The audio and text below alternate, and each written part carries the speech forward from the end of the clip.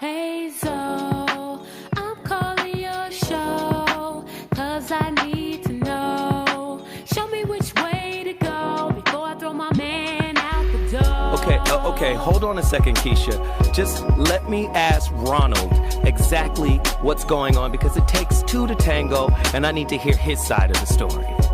So she's driving me insane, got stress heavy on my brain. She keeps playing silly games, man, I'm about to bring the pain. We seem to fuss and fight every day and every night. Please give some advice so we can see the light, see the light.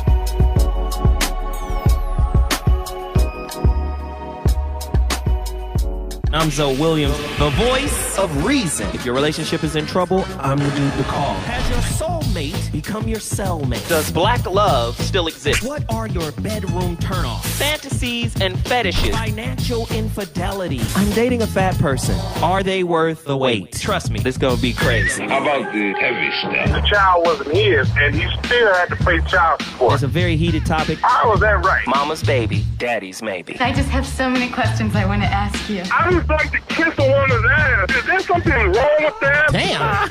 He told me he had a vasectomy. I'm pregnant. Betrayal has been committed. Hit you with the bad pipes routine. How does he maintain his humposity? He likes it when it pinches my nip. Why can't you open up, brother? I'm a karate man. Karate man rules on the inside. They don't show their weaknesses. Yeah. How do you write women so well? Zoe Williams, Reason and accountability. the voice of reason.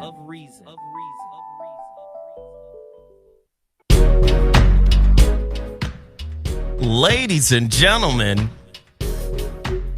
the voice of reason has returned.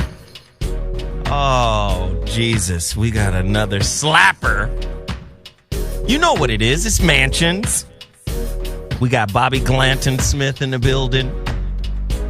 Say what's up, Bobby. Grab somebody mic.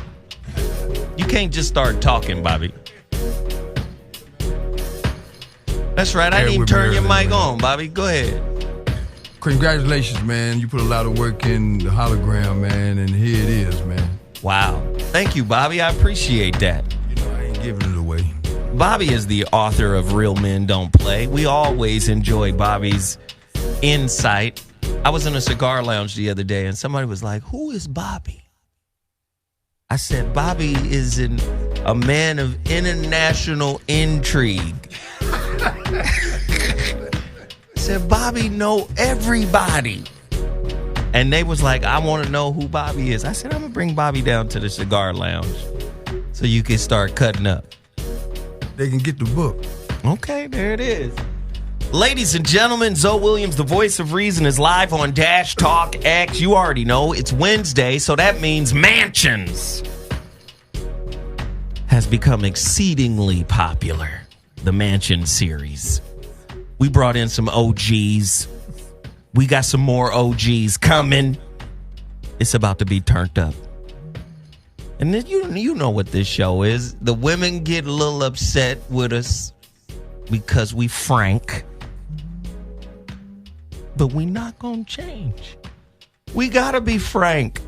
This is a safe haven for masculine frankness. I'm sorry.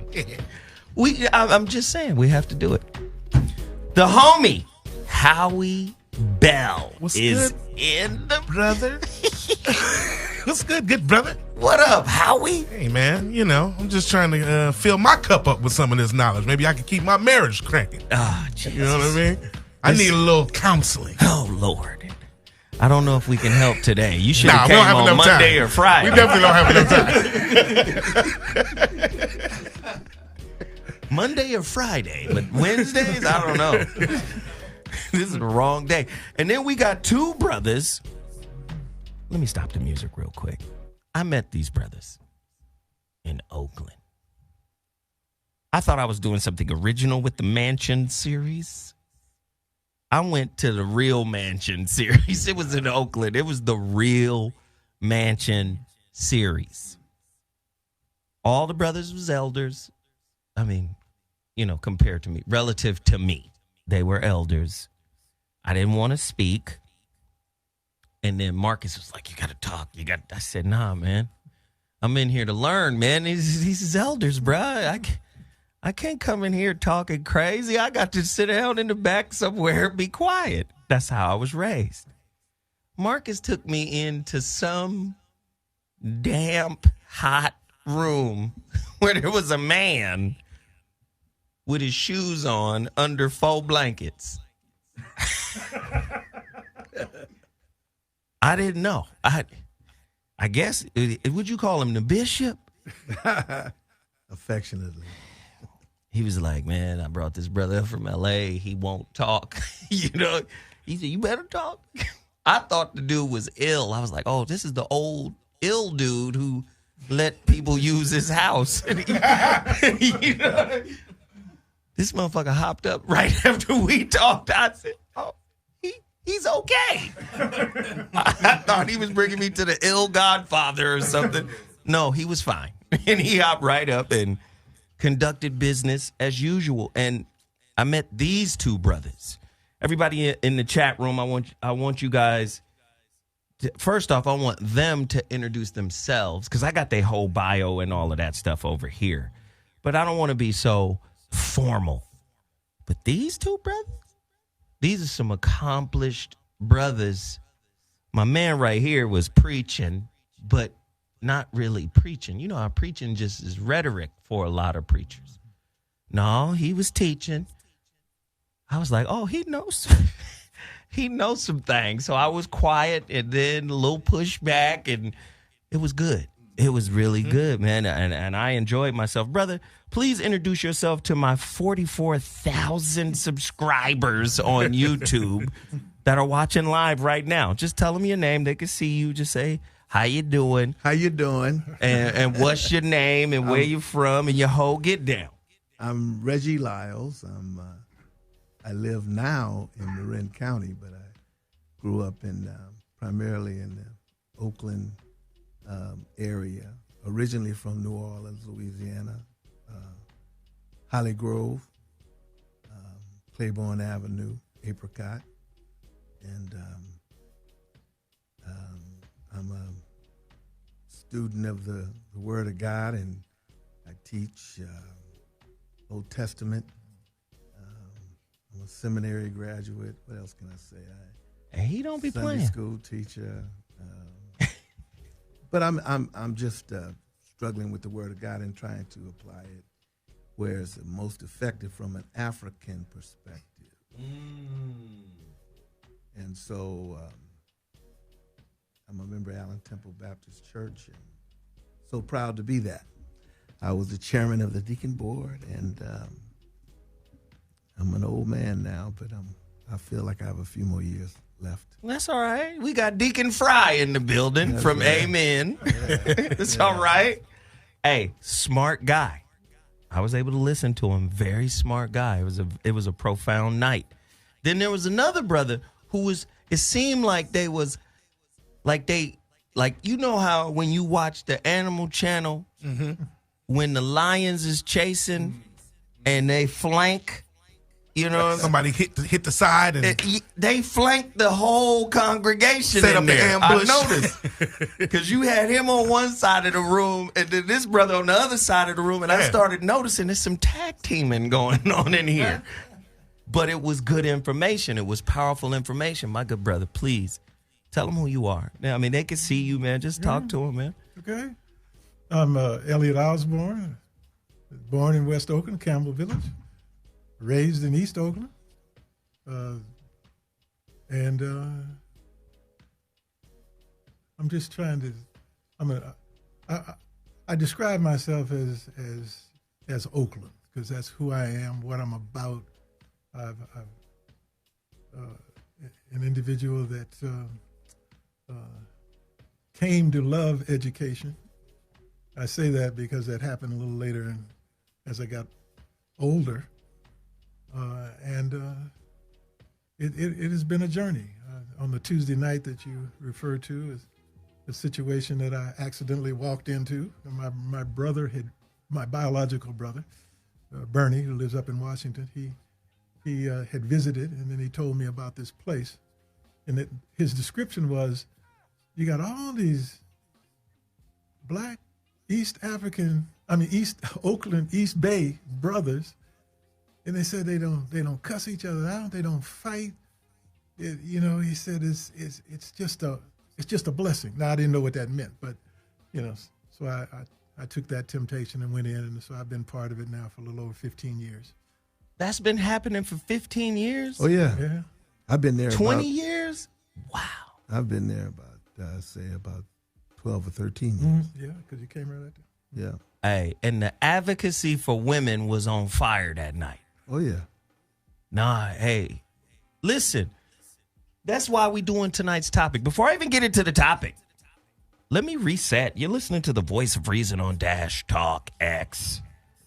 Mansions is in the building. We got some real men in the house. We about to talk some real talk. Hey, Zoe, they sound real humble right now, but these brothers right here, hardcore to the soul. I already know. These brothers got history right here, brother. I already know. They got to let the layers unravel one by one. These brothers got depth right here. Listen, Howie, I know. Because first off, it was more fired in that room than there is on the mic right now. But don't worry. Don't worry. That's that silence before the storm. Right. Don't worry. I'm going to kindle it. Get on the mic, Bobby. Were you brothers pastors? Yeah, I was, and so I kind of felt that, man. Yeah. Did you know Roland Freeman? I didn't know Roland Freeman. No, I didn't know. Yeah. And I have never pastored. I've never been a pastor. No? No. Why? Well, a pastor, as I understand. No. I said Panthers. Oh, Panthers. Yeah. Black I'm Panthers. sorry. Yeah, I would say I was. It's hard not to be if y'all grew up in Oakland. well, when you said grow up, let me be, that's correct, but let me be precise. I grew up on 56th Street between Market and Genoa. Bobby Hutton lived on the northeast corner of Market and Genoa. Huey lived a block away. And Bobby Seals lived a block. Okay, here come the history. Here we go. 2 blocks away. So, and then Merritt College, where the incubator was, and during that time, was 1, 2, 3, just walk 3 blocks up to Grove Street then, and there you had Grove Street College. So we were right immersed. At least I was immersed in it when, when we were working for Neighborhood Youth Corps. I was 13 or 14, and Huey Newton and Bobby Seals were working at a summer program that was managed and written by John George, who was at that time supervisor at Alameda County, and we all. Kids came down because we wanted to get some summer jobs, and we went down to the corner of 55th and Market, and that's where I first met Huey Newton, Bobby Seals, 14 years old. We clean up folks' backyards and seniors' backyards and stuff, but in the backyard, they were giving us search and seizure education. They were giving us, your rights. In terms of what you had to say if stopped by the police and et cetera. Oh, so look, before we get started, Bobby, because I see you trying to take over my show, Bobby. See, Bobby think he's slick. He gonna ask, do you know Willie McCutcheon? And that's his segue to open up the whole conversation. 20 minutes. And then 25 minutes later, you got to stop that shit, Bobby. You look like Willie McCutcheon. You don't know the McCutcheons? Come on, Bobby. Damn. Bobby just got a show. He got a show. He got his show back. Tell him the name of your show real quick, Bobby. It's Uncle Bobby's Country Corner, where real men don't play. All right. All right, Bobby. Okay. All right. Jeez. Now, before I even get into the conversation, we've got things to promote. I got a whole topic set up for them. All right. It's finally here. My latest book, my third book. 4 years in the making, and I finally got it done. The Holographic Relationship. Oh, man. Look, just take a look, ladies and gentlemen. It's right here on camera. Listen, we need you guys to go pre-order it right now. All the physical copies will find their way to my house by Friday. And over the weekend, I'm just going to be stuffing envelopes and, putting labels on them and mailing them out. So go to my website, IamZoeWilliams.com, click shop, then books, pre-order your copy there. Very proud of that work. It took me quite some time to get it done, and I thank everybody for supporting it. And now, I have a new sponsor, a hot sauce sponsor. Beal hot sauce, not Bradley Beal. Beal hot sauce. He sent me a whole box of this stuff, and it's 4 different kinds of it. Oh, yeah. That's right up my alley, brother. Let me get one of them bottles. This one is Gunny Fire. You sure? I don't know. Look, I don't do a lot of shit. I need these. No, I got you. I got you. Listen to that. Gunny Fire, BealHotSauce.com. Go there right now. Support this black-owned business. He's got one called Schmuckatelli. All right. And this other one is called Sergeant Sauce. Both of them good on catfish. Hey, man, let me tell you something. That Schmuckatelli on some Mexican tacos. I did that experiment. It's a real situation, and it's not hot. It's just all flavor. There you go. Now, I ain't tried Gunny Fire. I'm sure Gunny Fire is hot. Here, go and take this bottle, man. Gunny. That sounds like it's Caribbean. You want some of this Sergeant Sauce? You might Gunny as well Fire. take it back with you. Go on back to Oakland with some Sergeant Sauce. BealHotSauce.com. Go support it right now. Black-owned business. And then another business I got to support out of Oakland. Oh. Total Package Energy. Anthony Eggleton. Total Package Energy. This is my preferred energy drink. I used to like, you know what I used to like? Pit Bull. Because it tastes like Kool-Aid. Didn't have no energy in it. But it tastes good. Probably the best tasting energy drink ever. But no energy. It's just like a soda. Well, I mean, you know who created Pit Bull energy drink, right? Pitbull? The dude that owned Roscoe's. Really? That's his. So there was no energy in it. But it tastes like Kool-Aid, so I was like, this is good.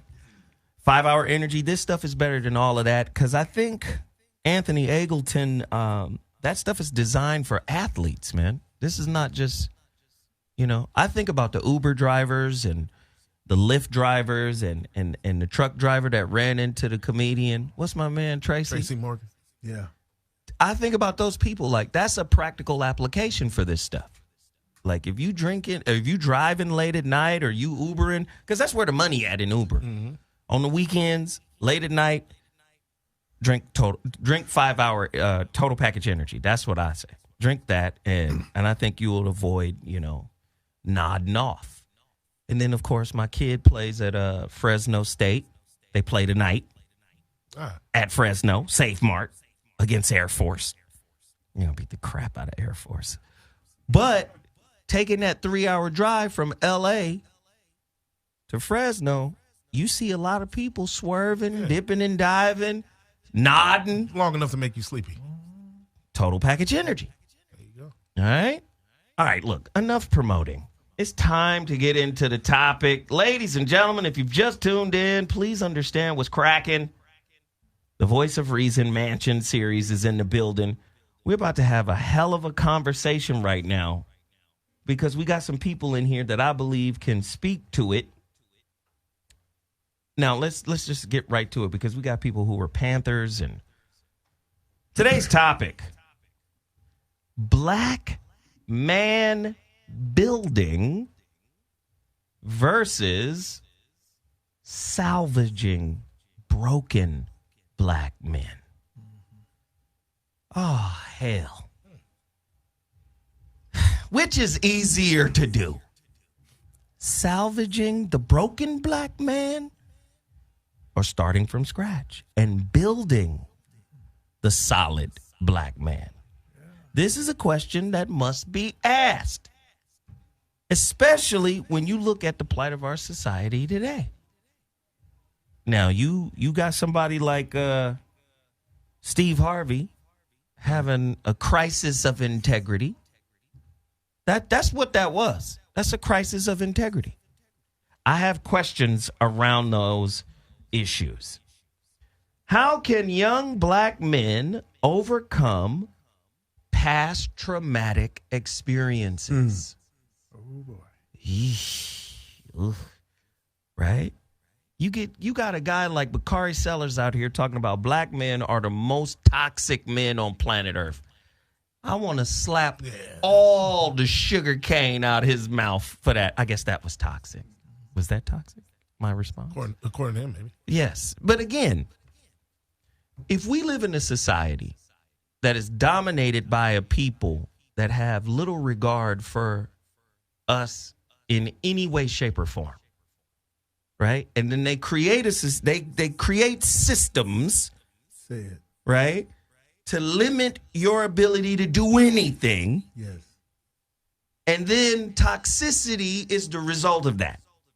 And then they say, these people are animals. What the hell?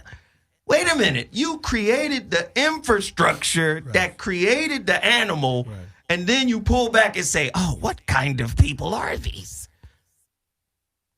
How can Bakari Sellers say we're the most toxic man in America when we didn't create the toxic system that helped produce the toxicity within us? These are questions that must be asked. Oh, God. What's holding the black man back in 2019? Is it beliefs, thoughts? Is it influencers? I see Harvey as an influencer. If he has a platform that big with that much power, and he gets to say, listen, there's the money game and then there's the integrity game. Did you see the somebody did something real brilliant and they spliced together a conversation of Chicken George and yes, and Kunta Kinte. Yes. And they put little Kim, but they had Monique and Steve Harvey having the same conversation. So they like spliced the two conversations from the movie together, and it was brilliant. It was like Steve Harvey was Chicken George and Monique was Kunta Kinte. It was incredible. If you don't shut your mouth, you gonna get the bloody back. But it was so deep how much the conversations really kind of paralleled. Oh man, it was crazy. It was crazy. So now we're at this position now. How do we mentor the broken kids? Mentoring of the broken young brothers, is that approach different than the mentoring of the new ones? Because sometimes I get frustrated and I say things like this. Damn the adults. Let's just go to the kids. And if I'm not mistaken, the Panthers did a lot of work with the kids. Yeah. It's hard to change old folk who locked into a belief system. Brothers? Yeah. I'd like to speak to just that idea that you presented in terms of the broken men or building the new. Because we begin where we are, 2019, that both are essential because we have a lot of brokenness and we can't ignore the brokenness. But at the same time, we can't let the brokenness prevent us from dealing with the new plant that all the potential in the world is there. Must be nurtured. It must be nurtured. We just have to release it. Sometimes this game that we play is like blackjack, where the dealer deals you one card. Yes.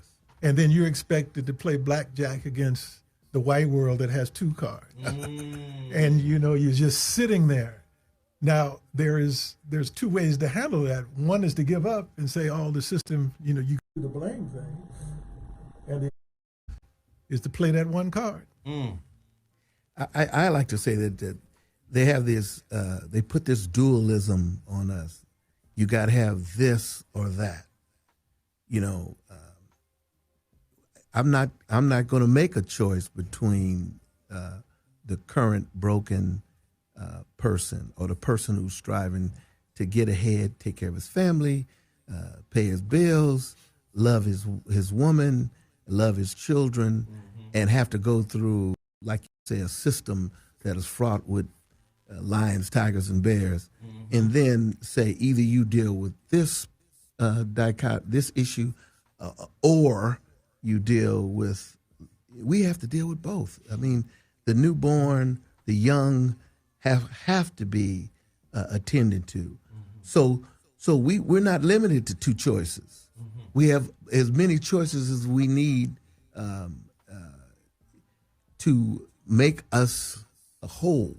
And our wholeness doesn't come from the system telling us if we're whole or not. Our wholeness comes from we saying that we are whole. We are carving out our path. Okay, I'm looking at you and I'm impressed, of course. You're an author, you're a talent, you are an organizer, you're a thinker, you're an academic.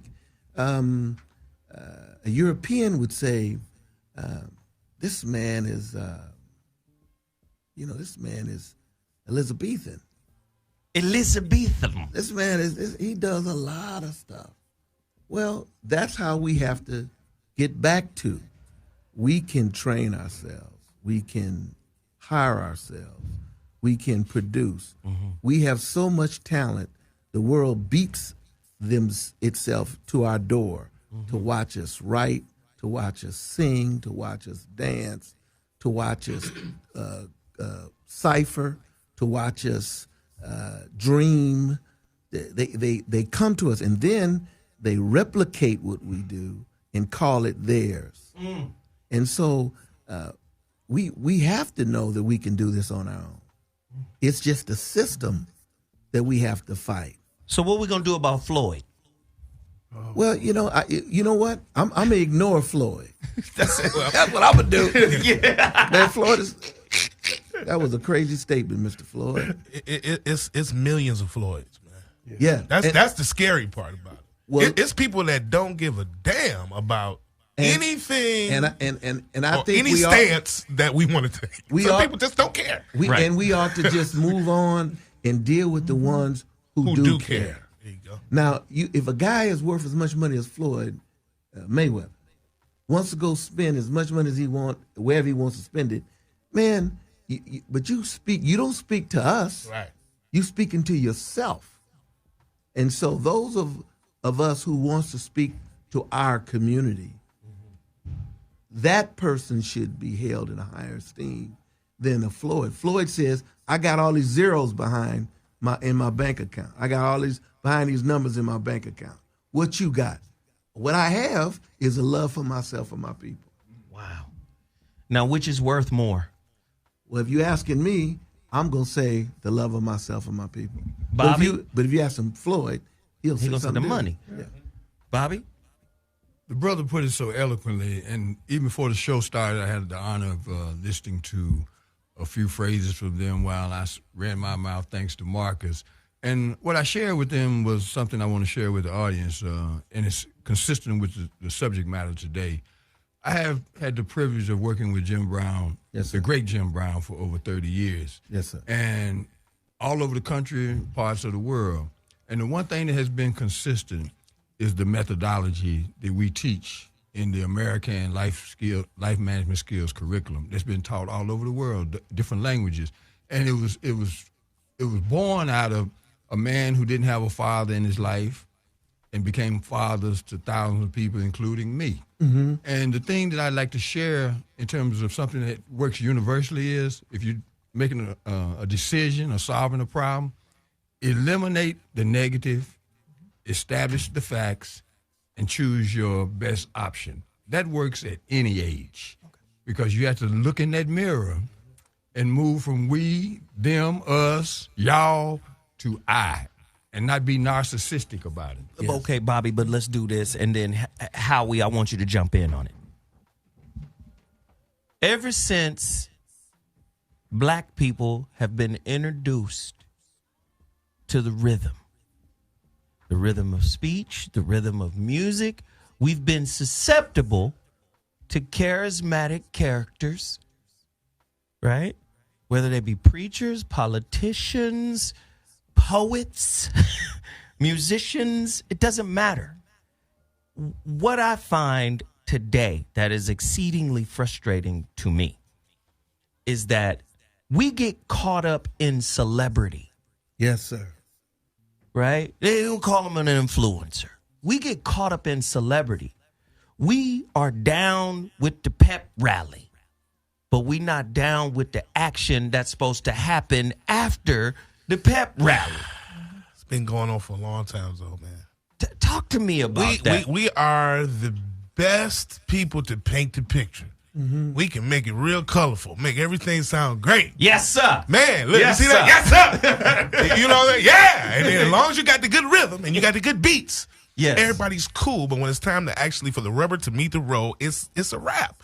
That's why I don't get caught up in all of the frivolous protests, these social media frivolous protests that are going on so much. Every week is a new protest. Right. And not to dismiss anything legitimate like the Gucci protests or anything like that, but we are so hollow when it comes to actually tangibly doing something right now. And I don't know if it's we need to bridge the gap between the older generation and the young to really let them know, like, when people used to really protest, it was about people really getting dog sicked on them and water hoses. Yeah. These protests are full of shit. Right. If you really want me to be honest and be frank. Right. You know what I'm saying? They don't hold any water. Right. Only thing people are doing is posting things to get likes and comments.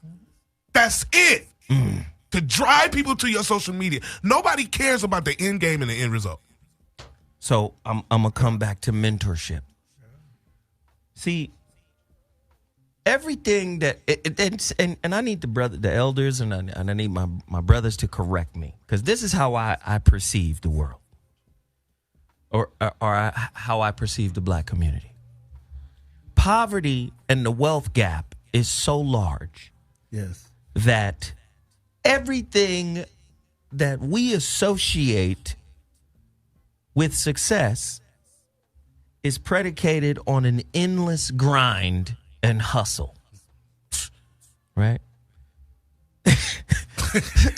So I know exactly what you're talking about. Right. And so for me, that leads to a certain level of toxicity. Right? Which I found that was embodied in what Steve Harvey was saying when he said, now, this is a man that's 60, that's worth over $100 million. And the man said, if I crumble, everybody crumbles. At 60, with $100 million, you not looking for somebody to hand the baton to? Right. This is all just you? It's just, do you see what I'm saying? It's this constant grind that we put ourselves in. And so I asked the question. To me, it's simple math. In order for our community to heal, we must go to the basics. The basics of healing the community is healing the relationships. Now, how do we do that? How do these brothers who have this world of knowledge connect to the young kid? What is step one in mentorship of this lost kid? He could be 22, 21, 16, whatever. He's a kid, but you got something that he needs. How do you bridge that gap? Well, it's going to, for one thing, the mentor needs to be a man or woman. It needs to be a person who understands what their contribution is. Because sometimes if you go by the book, then mentoring means, well, we're going to tutor third graders in XYZ. But that you may not be a teacher, you may not be a tutor in that sense. So if that program if you don't join that, then you're not mentoring. But what we need to do is take ourselves an inventory. That's you ask for step one. I remember when Bobby Seale, I was kind of floundering, didn't know exactly what I wanted to do. I was a good student, but I didn't have direction. And then Bobby Seale came and he was talking to me, and he had an idea. And he says, what we need a strong, professional, and I was a teenager, a strong, professional, black organization and a people. But he said the purpose is that we need doctors, lawyers, electricians. He just went on and on and on and on. Highly skilled persons. So when we talk about black empowerment, that it's not a theory. And he got a group of us to commit not to wear the jacket in the black tam, but to take your behind to school. When you graduate, take whatever that is and bring it back to the black community. That was a step. Infiltrate the field and bring that information Bring it back, right yeah. It took a person that Be a mole. didn't know where he was going or what he was doing, and gave him an idea of how. And then over the years, that all the things that happened later in my life, I have been able to use those to bring to, especially young black males. But that's just step one. Bobby? I just wanted to tie into what he was saying. This summer will be the 50th anniversary of the National Association of Minority Contractors, which was directly tied to Oakland, California. Yep, yes. And the start of the assembly. And Ron Dellums was instrumental in a lot of things that happened.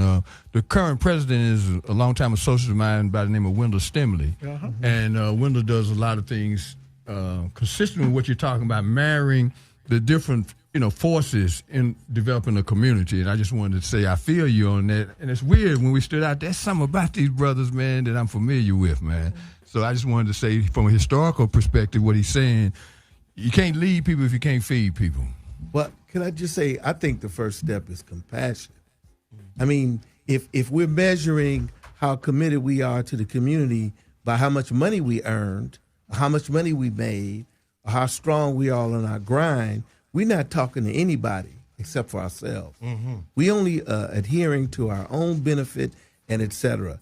I think you have to love the people you want to help. And therein lies, I think, where we need some reinforcement. I mean, do you really love black people? Or do you really love money that black people could show you they got? Or do you want to wear your wealth and then measure one another by materialism? Or do you really care about the person that's in your community? Now you said, when you was advertising the drink, I got to drive 3 hours because I got a game with the Fresno Bulldogs. We gonna beat Army. Well, that means somebody is playing on that team that you have compassion for. Right. And you're willing to risk that 3-hour drive. That's right. After you done worked all day to go and see. And what are you going to do? You ain't shooting no jumpers tonight. You're going to encourage him just by him seeing you in the stands, or if he doesn't see you in the stands, but knows you're there. Right. So that is what we have to connect a bit with. It first starts with compassion. What we do is want to jump and we quickly go to, well, he has a right to speak. Why? Because he's got so much money. And he got a right to speak. Why? Because he got a house in Calabasas. Well, that's not how we measure effectiveness. Well, the way we measure effectiveness about how we're going to mentor or train or care for our people, how much compassion you have for them. How much do you love them? Yeah, black community, we gauge everything off of material and anything. That's a new Howie, deal, Doc. you ain't sweet unless Howie, you got the bread. That's a new deal. But I can't Howie, listen to you. That's what I was about to ask you. I'm about to ask you this question now. Yeah. Does white wealth define black masculinity? Lord have mercy. Oh boy. To the shallow. to the shallow. That's everybody. To the shallow. It doesn't define black masculinity. You know what I'm saying? White wealth has nothing to do with black masculinity. Absolutely zero. If you believe that in yourself and you that kind of person, then shit, anything can define your masculinity. You're up for purchase. Won't have to be white wealth. It can be anything that can define your masculinity. If you let something influence you like that. Big C? Hey, what's up? Zoe and all the distinguished brothers that's in here. How y'all doing, man? You want me to try to answer that question? Go ahead. Well, it doesn't in the real world, but unfortunately, a lot of times, if you're communicating with the average minds in public, which is the majority, you up against the brainwashing that has been put out here and is effectively working, unfortunately. So I would say this. When you're dealing with people, you just have to stop and listen to them for a minute, and a lot of times you can figure out what you're dealing with. After somebody open their mouth, you know what you're dealing with. But by right, no. Who we are should be defined on our actions, and you know what I'm saying? Especially if you're an older brother, your work you done put in out here in the world, it speaks for itself. You can act like it don't, but it does. It speaks for itself. So who are you? Check the pedigree. What have you done? What have you contributed? What have you offered? What about your own family? Have you raised your children? No. How about it? Have you been divorced and married 5 times? How about it? What are you doing? We got bigger responsibilities than this other bullshit that we're talking about. You know what I'm saying? Motherfuckers know we got a problem. Black people have serious mental issues, bro.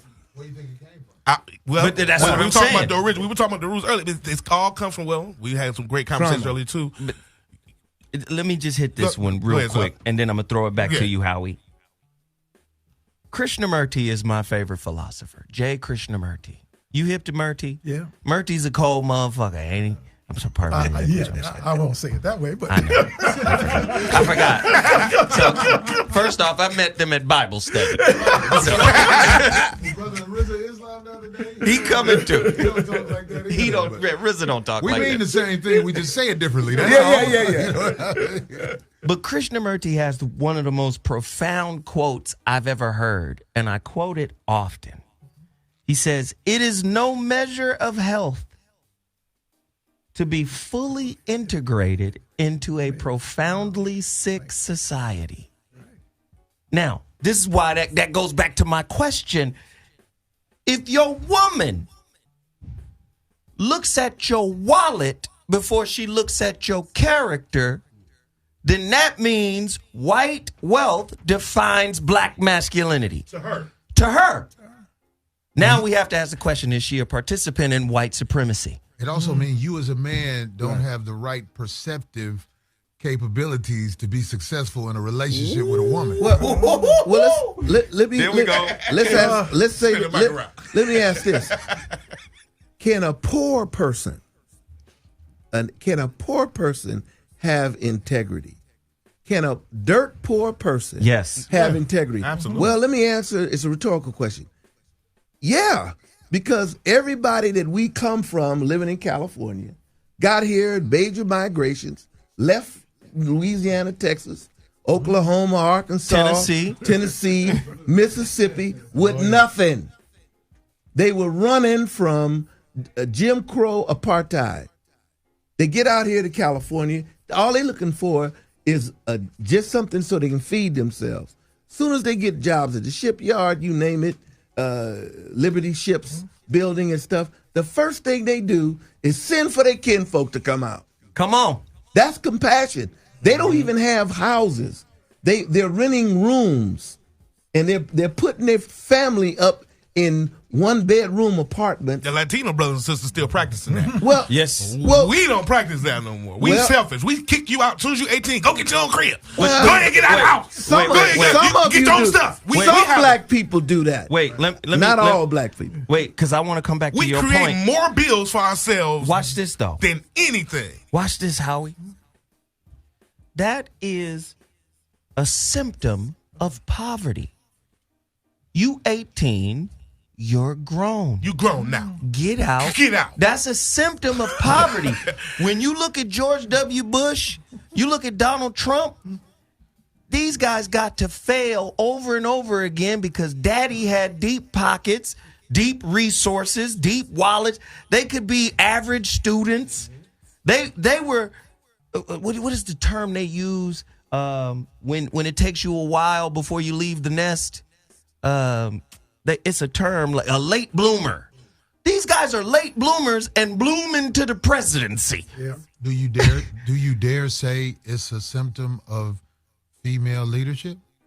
No. Do you dare say that? I'd like to just I think people scared to say that. I don't agree with that. Because Ooh. when it comes to the black community, if you deal with us historically, and I could go through different eras, but I won't do that here in terms of time. No, you got time. Go ahead. But the black female has been, for us, a stabilizing factor. Amen. No matter what Donald Trump tells you about black women, Wait. they have been a stabilizing factor. Let me add something to what you're saying, because I want you to finish. Okay. Would you say a stabilizing factor in your generation? Yes, I can do that. Because in another generation, maybe not so much. Go ahead, brother. Because if I deal with 1800s and 1900s and now 20, and et cetera, my generation in particular, that we had mothers and fathers the whole time. Right. I mean, whether they were together or not. Yeah. But in the statistics, when you actually look, and I've done this, when you look at our census and et cetera, you see that until 1969, the black family, mother, father, marriages were part of the American fabric. We weren't way out of. I agree. Something happened after 1969, right? Yes. Which then changed the dynamic. And then we had extended families. Oh, yeah. We had mothers on blocks that mothered the blocks neighborhood of people. Yes. Yeah. Neighborhoods of people. I got cousins that I have no biological connection with, but they lived across the street. When they ate, I ate. And when I ate, they ate. Because we went back and forth over each other's houses. So we became, and we used to say, play cousins. Oh, yeah. Yes. So black folks have the kind of compassion and the kind of nurturing that is required. I don't buy the media telling me that we hate one another. They want us to hate one another. I don't fall into the social media that we at each other at every point. Dark against light skin, money against don't have no money, north side, west side. That's how they inject that division in us. You believe it, you regurgitate it, you become acculturated. You don't even know you're acculturated. It seeps up on you just like inhaling methane gas. No smell to it, but it'll kill you. So let me hit you with this then. If it's not real, if it's not true, and you don't buy into it, I don't. I'm going to say we living in a war zone. No, what? And the number one, listen, the art of war. Willie Lynch was right. How about that? Watch this. Sun Why don't Tzu. we just say that? Right? Well, we talked about that last week. But it worked. The art of war, Sun Tzu. Yeah. He says the highest form of war is to not have to fight one. Right. So what becomes the chief tool or weapon in war? It's ideas. Willie Lynch don't even have to have existed. It's the idea of the letter. It's the principle of the letter. If you're told that you don't need to have compassion for yourself or your neighbor, and you buy into that, you buy into this compassionless lifestyle. That's who we are, though. No, today. No, I'm not gonna say that's who we are. I'm gonna say that's who they want us to be. I'm never gonna yield the deaths to anybody. in Chicago, the deaths in Compton, the deaths in Oakland. All of the numbers of deaths that you add up and put together and compare them to the numbers of people who survived and are living. I'm not running away from the ugly statistic of Chicago. I get that. But that don't mean that everywhere is Chicago. I got it. Where is it not? Oh, man, come on. Let me give you an example of where is it not. I heard an interview yesterday on NBA radio show. They were interviewing David Robinson. Mm-hmm. And David Robinson, he was saying, well, David, how you doing after you retired?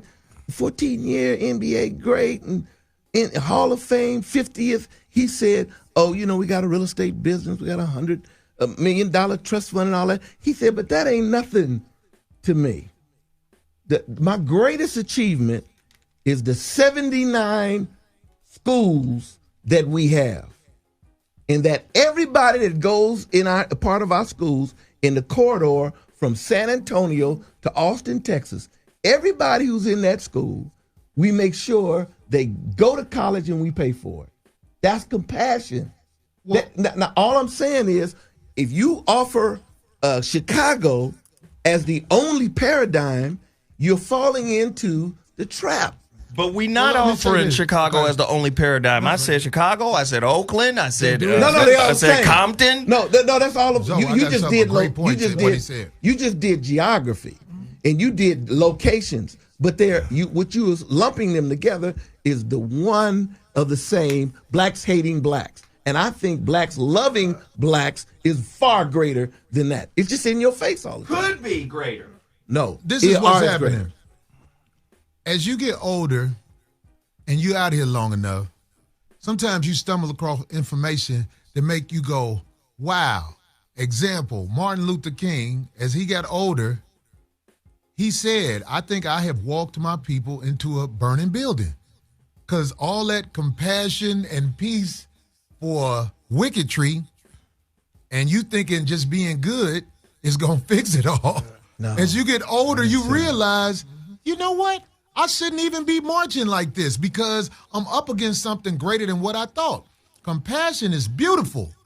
We love compassion, but I'm just saying there's something going on with the system in which we are being raised. It doesn't matter if he has all these schools. If they go into school to learn how to fit into a system that's going to bring them down and give them immunization shots that's going to kill them early anyway, you're not helping them. What I'm saying is, the women, by the way, I was born in 69, so you know what I'm saying? I'm just saying, the women are not intentionally trying to be part of the weapon against us, but it's the system they're in that's turning them into basically somebody who's shooting themselves in the foot. Because if your men are in trouble because of what you say, if your children are in trouble because of what you say, how do we grow? Yeah, that's all I'm saying. It's not to say nobody's wrong. Bobby? I think it's important that we take into consideration the validity of both points of view that have been expressed just recently. And add to it, you cannot change a condition if you're not aware of it. As the brother talked about, before he said it, I didn't know that David Robinson had put in that kind of work. Yeah. There's people all over this country that are putting in that kind of work. And we don't understand the importance of duplication and redundancy. In other words, you have to see it over and over and over again that there are people who are winning. And it's not all, glamorous stuff. It's not a basketball player or a singer. It's somebody that just put their foot down in the ground and said, this area right here, we're going to decontaminate it. My family. We just have to do a better job of showing our people the possibilities. I honestly believe that. We got a problem with, I'm going back to social media because that's what it is right now. And then everybody is caught up in some way, form, or fashion because of the trolling that's going on. It's so much heavy trolling going on right now that you don't know what to believe. And I'm going to tell you something. The problem is with we just talk about the protests before you got in, all these fake, frivolous protests. That's the problem with no substance. That's because no one is getting behind a genuine idea and pushing together forward as a unit and say, hey, let's all collectively do this like this. Right. Instead, we're still talking about who's better Michael Jordan or LeBron. But you know what's We crazy? still Kevin Hart or Cat Williams. We are some of the most competitive. Let's just divide and let's say this or that. Like he was saying before, what is either this or that? We are so much into this or that. Why can't we do things collectively? Yeah. We have lost the sense of group cooperation. And that's part of the problem. And now we all selfish. Yeah. Everybody's selfish. Now, you can go hang out right here in Hollywood next to somebody who make $1 million. Corey, you know what I'm talking about? Most people, millions. He could be right next to a cat that don't have $1. Won't say nothing. Won't even tell him where he could go make another dollar. That's where we at. Right. So we black people, we got big so you psychological saying problems. But we live in a sickness society with mental illness. So you're saying we're uncomfortable being on the same plane as another Nah, brother? we'll love to be in the same room with you, but only for me to show off and say I'm sweeter than you. I can now say I'm better than you, nigga. You follow me. But that's what I said before. That's right. the problem. You know what I'm saying? It's uncomfortableness. Yeah, we uncomfortable because we feel like somebody is going to take away our position. Right. And that ain't just in Hollywood. That's everywhere. Right. Yeah. Well, as years have gone on, something happened to my thinking, and that I give. I'm a believer. I believe God, did some things. But in my brain, I was looking and growing up in Oakland and all the turmoil that was happening in the 60s and that kind of thing. And back to your point, there is a post-1966 Martin Luther King. And that we don't hear every January, okay? Because after 1966, he became very revolutionary. He became right. Remember he moved and he went to Chicago and he said, "Oh my God!" Yeah. He had no idea. What was going on? They're starting to circulate that speech you're talking about right now. Yeah, no, now. Yeah, now. Because he dead. Yeah. Come on. But so we live in that dichotomy. Our reality, our social media, the textbooks that are written and et cetera, and I'm a career educator and so is my wife, that something has happened to us, and if we buy it, it gives you your springboard as to your interpretation of reality. I deal with 1868. Pollard wrote The Lost Cause. Essentially, a defeated Confederacy, a disgraced Robert E. Lee, a disgraced Johnson, a disgraced Cornwall.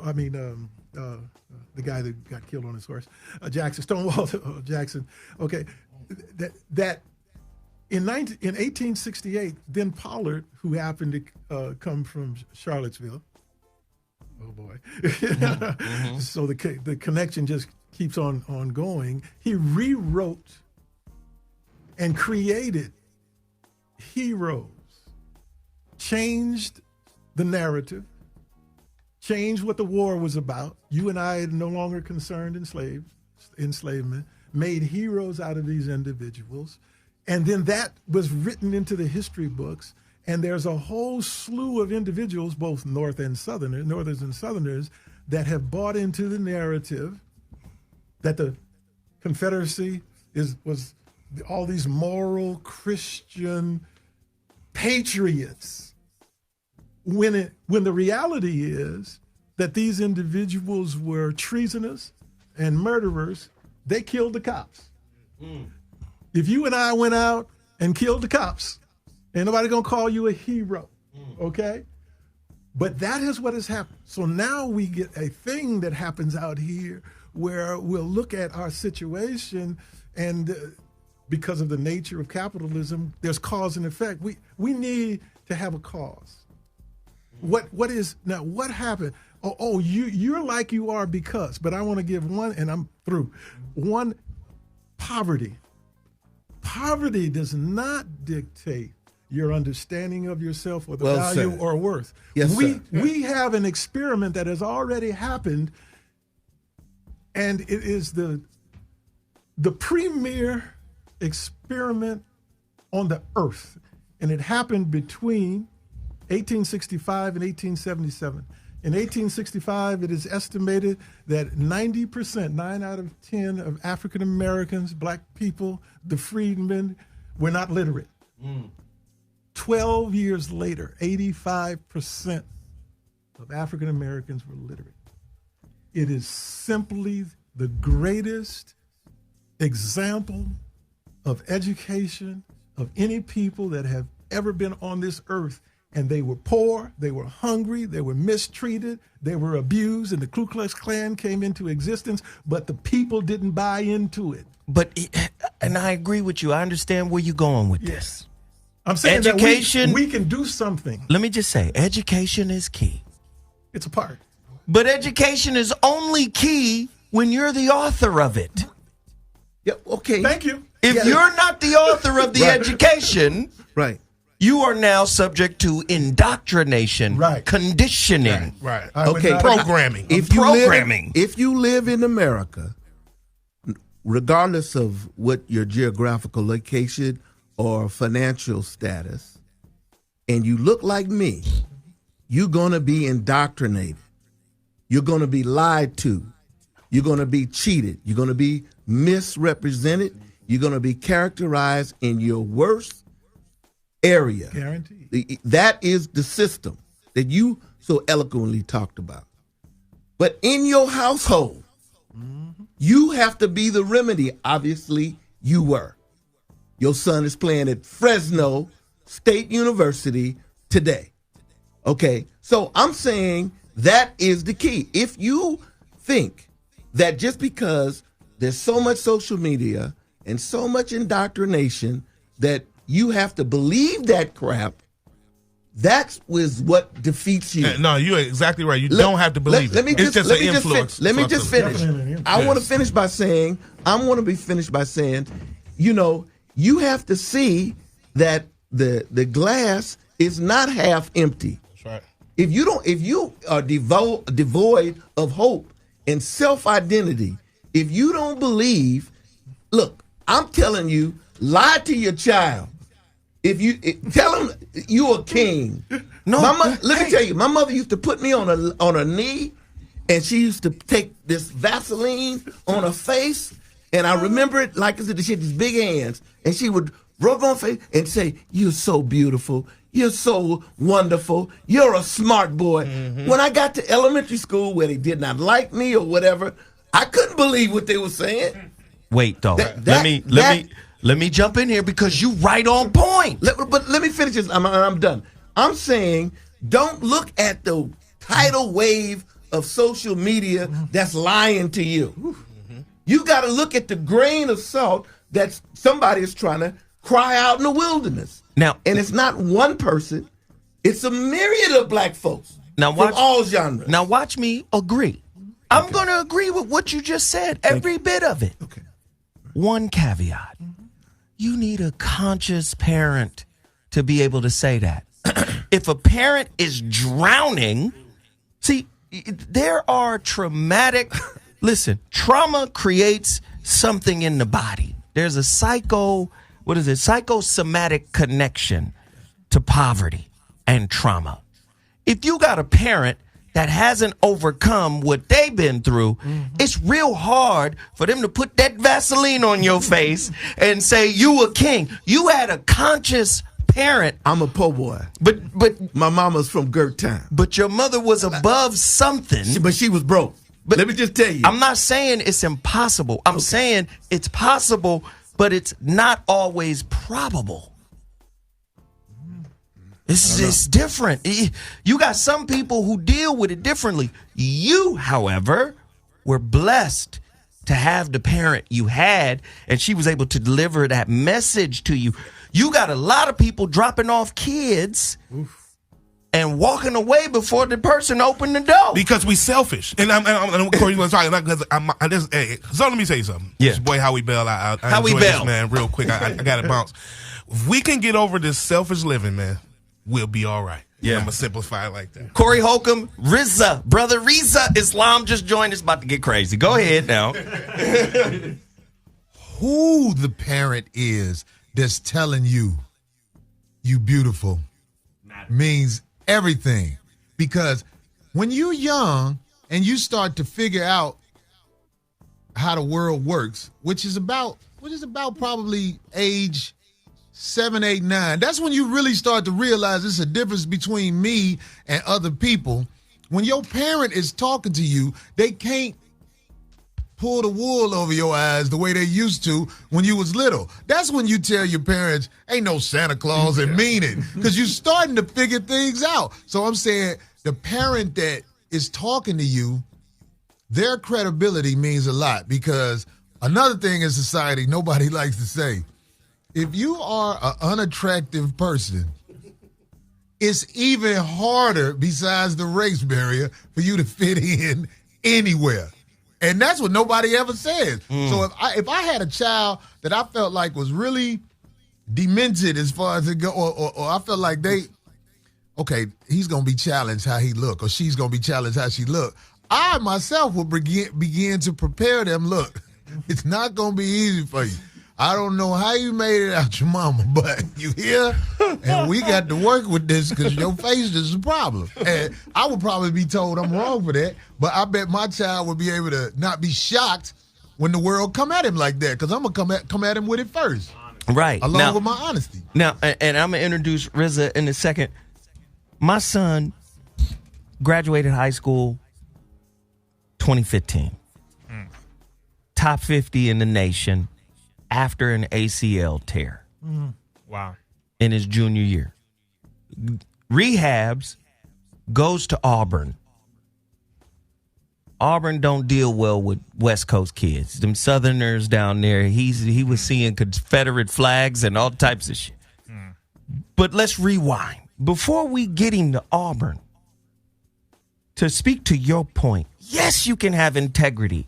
Yes, you can have consciousness while being poor. We poor. We was poor. The biggest compliment my son ever gave me was, he was 13 years old.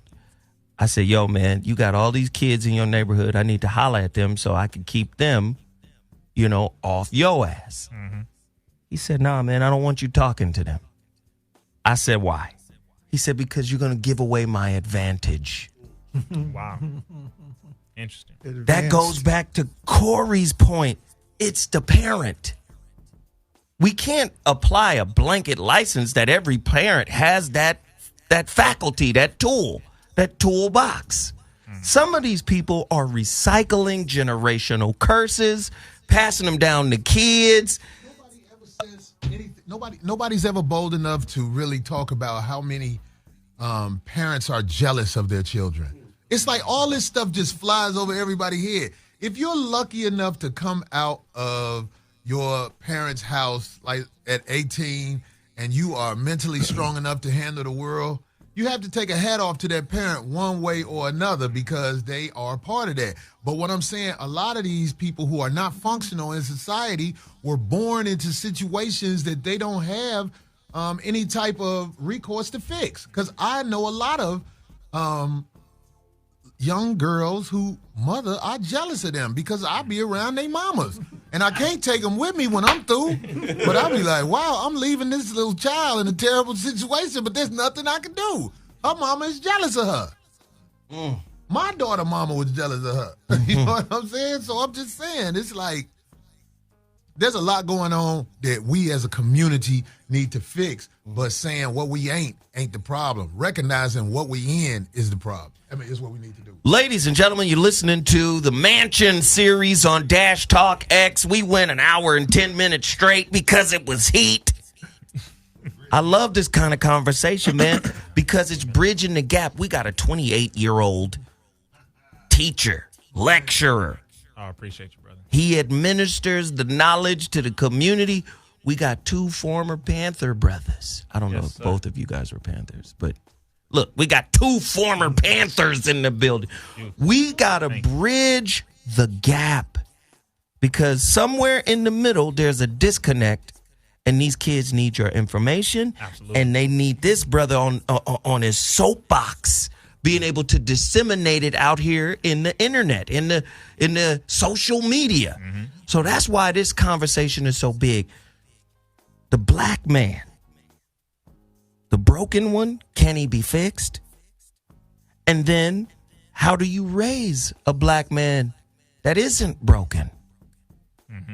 Society doesn't give two shakes of a fat rat's ass about either one of them and will throw them both away if they had their choice. It boils down to ideas. And ideas are a part of propaganda. I got to make sure that he doesn't really know his value. There you go. I got to make sure that she never really finds out who the hell she is. I got to instill doubt in their head. Yes, I got to instill all these little components here. I got them to focus on the negative. You get it, right? And that way, they get to create a bullshit reality that they get to maintain. Rizza Islam, speak on it. Once again, I'm honored to be here. I know I'm tardy. I just came from another show. No, that's all right, brother. Through this weird traffic, man. Y'all, I don't know how y'all do it. But, brother, man. And it's raining, too, which I don't mind, but that traffic is rough. But very good questions. Number one, can the black man be fixed? We do it every day in the Nation of Islam. Black Panther Party does it every day. Moorish Science Temple does it every day. Hebrew Israelites do it every day. And I'm mentioning multiple groups so that we can understand, one, there is no jealousy coming from this young brother here. As a follower of the Honorable Minister Farrakhan, that's one. Number two, all of these groups have been doing their best with what they have, being allowed to do, because this enemy could destroy all of us right now if he wants to. If he wants to come down with all of his helicopter gunships, with all of his biological warfare, etc., he can do that. But because he has not, we continue to do our best to resurrect our people every day. So you were saying, can the black man be fixed? Yes, absolutely. Can he be helped? Absolutely.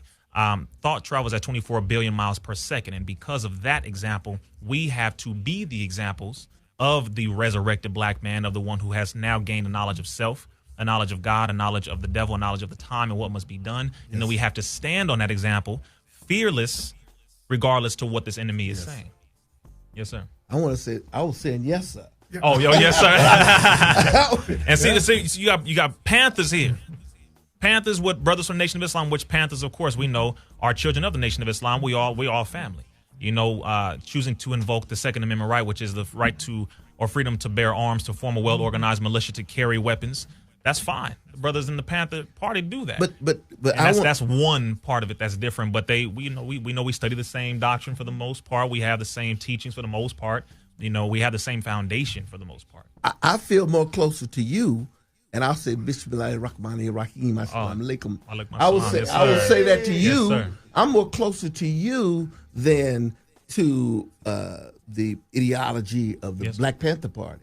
I'm a religious person. Yes, sir. I'm a man of God. Yes, sir. I'm not saying the Panthers were not, right. but I'm just saying that I know that the way you have this resurgence and healing of African American men and our people has to come from a understanding of self in God, like you said. Yes, sir. If you just sitting around picking off feathers and saying this is wrong, that's wrong, this is wrong, that's wrong, you got a bird with no feathers. Right. You got to praise something sometime. Right. And look, you have to work with what you got. That's right. That's right. So I'm saying, if we knew our history. Yes, sir. If we knew that 12 years, like he said, after slavery, we were building insurance companies and universities. Come on, brother. Then we had this great migration running away from apartheid to California. We really believed that the hills were made of gold. We really believed that. But the people who came out here, my old man said he came from Arkansas. He said, look, if you could have gotten to Kansas City, you can get all the way to Los Angeles for $1. He said, for us, it was just get to Kansas City. You can get on the train, drive the train all the way to Los Angeles, those cattle trains for $1. Then up the coast trying to find a job in the shipyard. Now, that's how it's done. You have to believe them guys that left, dropped everything, ran away. They ran away believing what? It's got to be better over there, and I'm not afraid to go find out. But if you sit down and believe what the man said, nigga, if you leave, I'm going to kill you. If you leave, I'm cutting your toe off. If you leave, I'm cutting your ear off. That's right. If you leave, I'm going to do this to you. They looked at him and said, yes, the boss, this is boss. We out of here. Right. That's right. Okay, now you talked about the woman. Look, the number one hero in this continent, for me, is not a man. It's Harriet Tubman.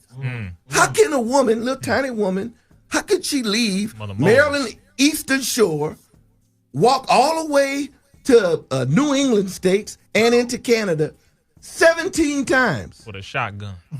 Well, the first time she went out, she had no shotgun. Right. I'm trying to figure out how she knew where to go. Let me finish, Doc. Don't cut me off. How did she know where to go? Number one, why wasn't the wolves and the bears and the tigers, why'd they eat her? Look, I'm a hiker, man. I slip and fall on trails all the time. Why didn't she break her ankle? Why didn't a snake bite her? Why didn't she die from infection? There was no mercurochrome. There was no penicillin. Once she got there, about 1,300 miles of walking at night, once she got there, she sits down, rests for a couple of months, and then what do they say? I'm going back. Why are you going back? For my mother and father. Mm-hmm. That's compassion. Now, not only was she that tough, but she retired as a lieutenant in the Union Army. She led raids on Confederate ammunition dumps in Florida. Now, I'm saying to you that that's the kind of courage you have. She didn't know which way to go. She was an epileptic. But she said, I'm getting out of here. Can you imagine being on the plantation when little tiny, unattractive Harriet Tubman said, I'm going north? You don't shut your... Who are you? What are you? She leaves. If she was cute, they wouldn't have let her leave. The reason she was able to go. You see, that's so cosmetic that I'm not even gonna respond to that. But it's the truth. What I'm gonna say this, but it's a shallow truth. It's a truth. It's like trying to get some proteins and all you eating is sugar. You ain't gonna get no protein out of that. She had a heart this big and a faith twice as big. She knew that God was going to direct her where she needed to go, and God did. And then she comes back 17 times. Now, do we get that in our history books? No. Do you tell that to your children? I know I do. I know I tell it to my church group. I say, you guys really want to know? Ain't no Wild Big Hickok or Annie Oakley. It's all about Harriet Tubman. There's not one movie about her. Why? Because this is a true liberator. So what you are complaining about is what complain. What? Oh, Doc, I've been listening to you for about 50 years. Well, we ain't got this. We ain't got this. No, that was Chicago. We ain't got this. We ain't got this. I don't complain. Okay, Doc. The reason why they got a tape, so play the tape back and show me where I complain. Okay, I apologize for saying that. Let me just say this: let's not focus on what is negative about us, because they don't. The president don't. He done told 9,000 lies as of today and counting. You can't ask him about one lie he done told. That's bad. That's gone. So I'm on to the next thing. Let me do this because I love the discussion amongst men, and that's what this is what the Mansion series is all about. And I'm gonna present this. There's a polar opposite to Harriet Tubman that needs to be addressed. Listen, there's polar opposites in nature. You don't get to have one without acknowledging the other. You dig? So, yeah, I understand what you're saying. Don't talk about the negative. Well, first off, in the negative lies the solution. That's another Krishnamurti point. He said, in the problem, therein lies the solution. You cannot get to the solution until you embrace the problem. So if somebody is in here articulating a problem and you go, nah, we shouldn't even pay attention to the problem. Well, then how will we break the problem down? We have to examine it objectively, logically, without judgment, right? We got to look at it and say, how did we get here? Well, see, because I'm going to throw it to you because I know Corey got something too. Listen, we go from Harriet Tubman to Madam C.J. Walker. Amen. And I would say Madam C.J. Walker was detrimental to black women. Yeah, she became the #1 millionaire, first millionaire black woman, but she taught everybody to straighten their hair and look white. I was just going to say, how she do that as you were saying that, but you threw it right there.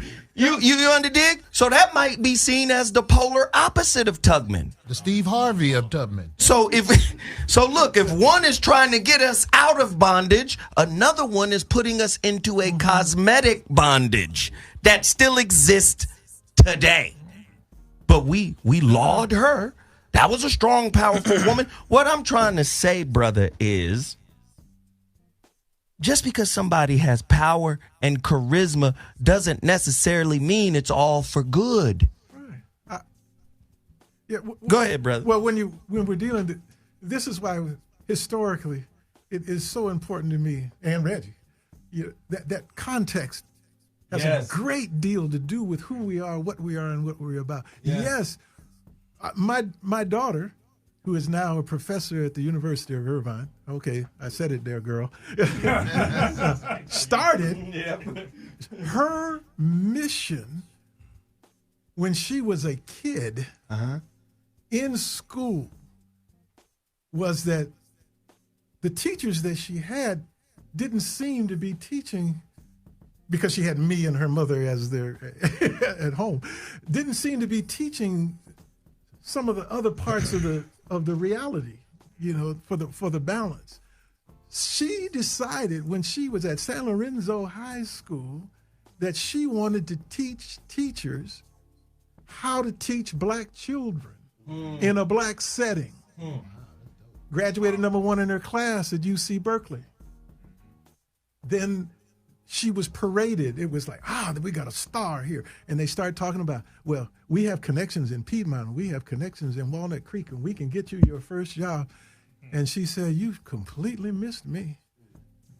She said, I don't want your help. She left and went down and applied Oakland Unified School District, and her first job was in West Oakland, in one of the poorest schools, where in her first year that she had to shield her children because there was a dead body on the school ground.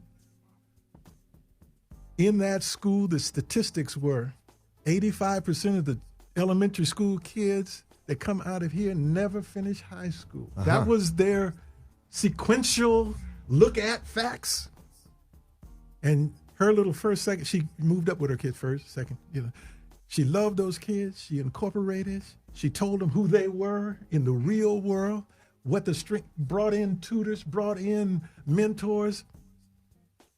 12 years later, that little group of kids out of that same school, they flipped the switch. 85% of those kids graduated from high school. She was invited to their graduations, even though that little elementary. But what happened to her when she was at UC Berkeley, she was in a special cognate for urban, that means inner city, and none of her teachers had ever taught urban. But they were the authorities. So what she did, she said that nobody will ever get me in that trap. So she started there. She taught down in Linwood. She taught in Compton. Every school she taught was a deliberate inner city poor.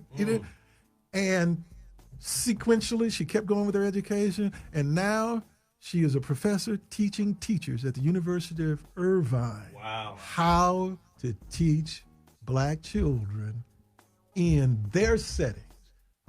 Wow. Corey Holcomb, that should be a Bobby, script. and then Brother Rizza. That story should be a script. I think it would be a great movie because I'm saying it's stories like that show you that there's something new to be said, there's something new to be done. Because as they say out here, everything's been done. I've never heard that before. And I'm saying it's wow. It blew my mind even because I never even thought of that, nor would someone have the courage to stand up like that and speak to them like that about that. But another thing I wanted to say is when we are amongst each other, brothers, all of us, we should listen to what each other say. When we talking, if somebody says something you don't agree with, if you look down like you frustrated or something, you might miss what they saying. That's what I'm saying. A lot of times when people talking, I like to look right at them because I think I have what it takes to pick up on not only what they're saying, who they are. So that's why I like when I'm talking to somebody or if somebody is talking to me or I'm just saying if I'm interested in what they're saying, I will definitely look at them while they talking so I don't miss the important stuff I need to know, because information also comes out of the eyes. Information comes out. Yeah, you know what I'm saying? Yeah. So that's what I'm saying. We need to make sure we understand what we commenting on about somebody else when we speak on them, because I'm watching everybody. You know, just a couple of things I hope that, you know, put another perspective into this conversation. My auntie died at 103 years old. Her name was Myrtle Glanton Lloyd. She's in the Tennessee Educators Hall of Fame. Why I brought her up was she educated for 60 years. She taught 1st through 12th grade up until the 50s in one classroom. Dr. Ian Palmer, who died last year, started the Marcus Garvey School here in Los Angeles. I use them as an example because when I came to L.A. in the 80s, I heard about this school in L.A., the Marcus Garvey School. And having gone to school once they integrated, and by the time I was in the 8th grade, we had to go to the white school. Yeah. That's when I found out I was dumb, because until then, I was one of the best students in the class. But then when you go to the 9th grade, and that was the first time I would put my name in a book.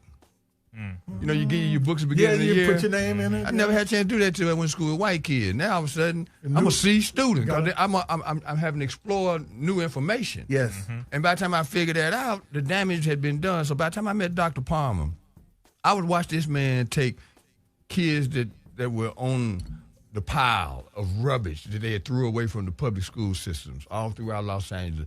And the first thing he would do is sit them kids down and he'd tell them, look here, we got a couple rules we go by here. You're not dumb, and we ain't tolerating no foolishness. And within 30 days, because they got a report card every day, not every 6 weeks, every day. And I watched him convert these battered kids into some of the best math and science students in the United States of America. We've all got stories. What we have to do is duplicate your daughter. We have to duplicate my auntie. We have to duplicate Dr. Palmer. Yes, sir. In all genres, all disciplines, what we have to do is duplicate. That means we have to have a reason to do that.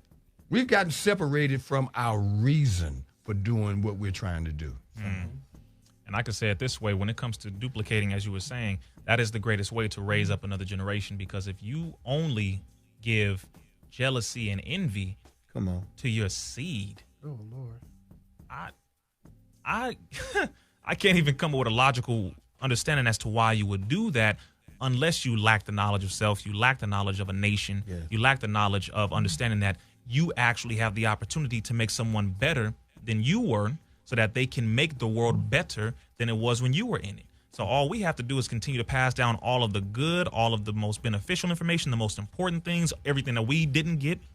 All of that has to be given freely, so that you don't have to experience hell no more. Because once the next seed comes and the next one comes, do you want the world to be better for them or worse? Because as of right now, the condition that we're in as a people is not looking too good, but the opportunity is there. We got a bunch of opportunities right now. Yes, sir. I'm sorry. I want to it's 58 counties in California. And up until, I would say, maybe 10 years ago, maybe longer than maybe I want to say maybe 16 years ago, there was never a female district attorney in the history of the state. Never. Then we got one. Right. There's only been 3 in the history of the state of California. We all know about Kamala Harris, who's DA in San Francisco, right? Diana Becton, who I grew up with and went to college with, is from dirt poor Sabrani Park. I don't know if y'all know Oakland or anything, and drive into Sabrani, Brookfield. One way in. Man. Okay, so it's by the Coliseum. It's just rough. It has been rough all its life. They used to call the gangs out there was the ramp rats. I mean, they were just the coldest. But that Diana Becton comes out of there, former judge. She is the district attorney of Contra Costa County, the Lily White Contra Costa County. Okay, Then you down here in Los Angeles town. Don't you have Jackie Lacey? No, let me.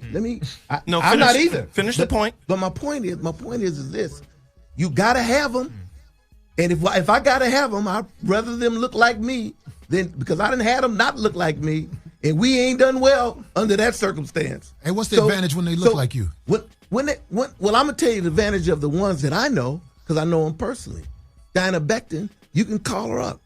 Diana Becton, you can have access, and the people who have access is totally different than the folks who had access before. Now, you got to remember in Contra Costa County, you have a city called Richmond. I don't know if y'all know Richmond and North Richmond. You know, tough community. Now North Richmond has access. North Richmond has access.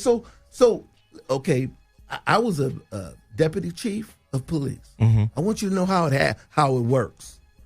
You run in a police department or whatever, you get a phone call. It's somebody from somewhere wants you to do something for somebody that they know. Right. That happens all the time. But when you go in front of the TV and we're just fair and we're honest and they are to a point, but they don't talk about ring. Captain Lyles, this is so and so. You know, I own 15 gas stations. I own blah blah blah blah. And I just want to know if you could blah blah blah blah blah. That's how the system works. Now you got somebody in there that you can call. Now I'm with you. I'm gonna come to you, Bobby. I already know. I'm with you. DAs ain't been wonderful in our history, but when you see progress is when you see that change where you can have access. But Brother Lyles, yes, sir. This is where the rubber meets the road, where we run aground. Most black men don't trust doctors. We won't go to the doctor. Most black men are skeptical of doctors. Am I lying? Most black men are like, I'm not, okay. Okay? You asking now black men to trust politicians. If I don't trust a doctor, how am I going to trust a politician? Now, when we look at our brothers and sisters who ascend to high office, 90% of the time, they are minions of the powers that be. Let's just be honest. We love Barack Obama. Made us all look good. We were the self-esteem was high, but when the numbers come out, we did worse under him than we did under Bush. What happened to the the SBA loans for small black businesses? It was a few people who had hookups because they knew him. So the point that I'm trying to make, I understand your point. Yes, there's a certain level of progress, how you define it, that could be, oh, wow, a black senator, female. That's progress. But not if she is the Trojan horse for white supremacy. Come on, brother. So that has to be dealt with first. Why else would she be there? Because let me say, if she listen, it's just like I believe if Martin lived, wasn't killed, Martin could have been president. I believe he could have ascended to the office of the presidency. I believe Martin could have been the first president, black president, that they acknowledge. I believe that he could have been. But I know for damn certain Malcolm would have never ascended to the same place because it's a certain type of Negro that they want. A Negro that is compliant.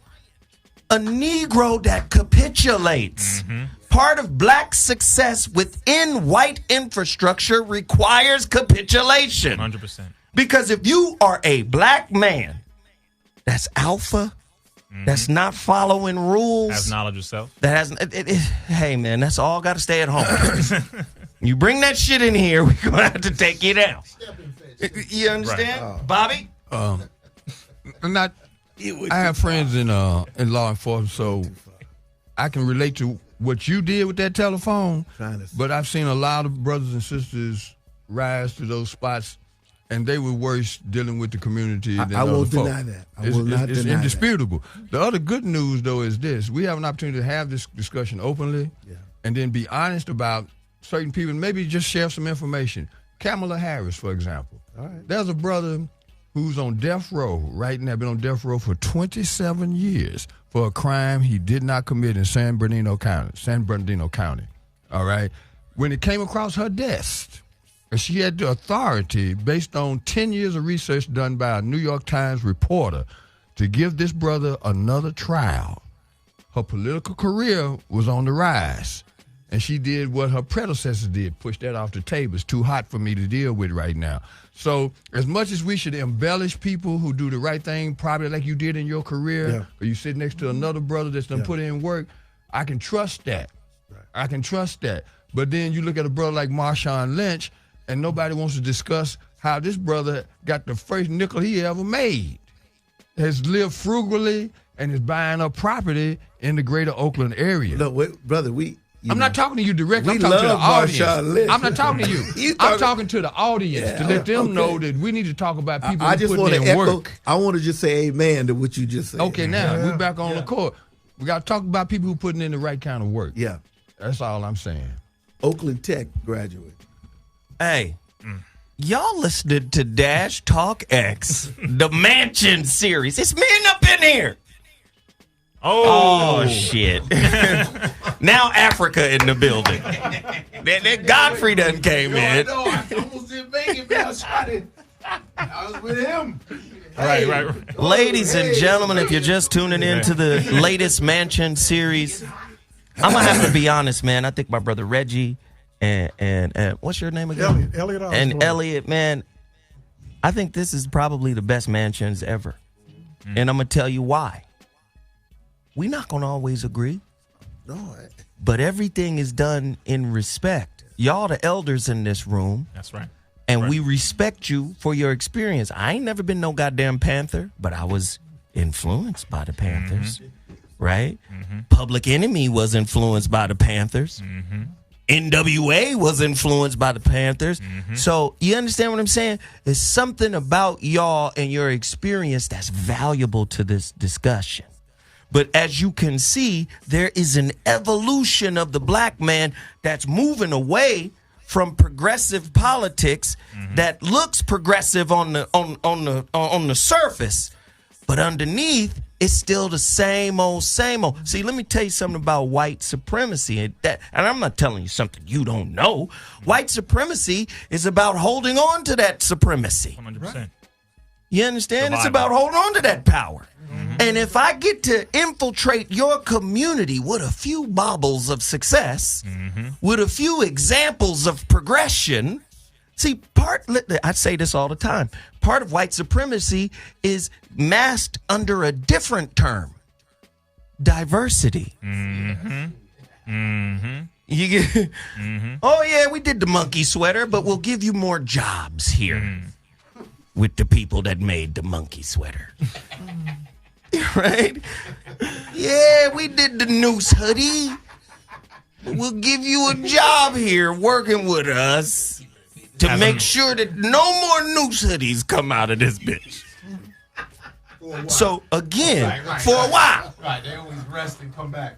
So again, we live in a society that's telling us to get with the program. But when I look at Panthers, y'all were anti-program.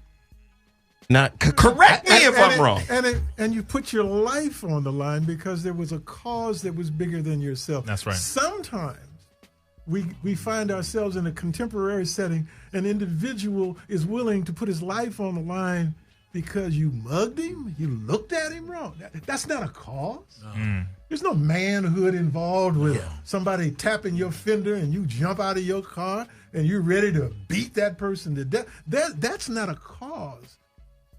Cause is value.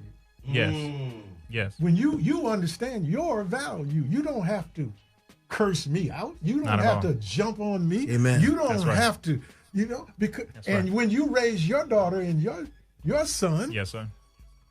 you teach them who their value is. As a Christian, I believe that my value comes from God, but it doesn't stop there. Your value comes there too. So you don't have to earn my respect. I should give it to you, but you don't earn it because you're in my monkey show and you act right.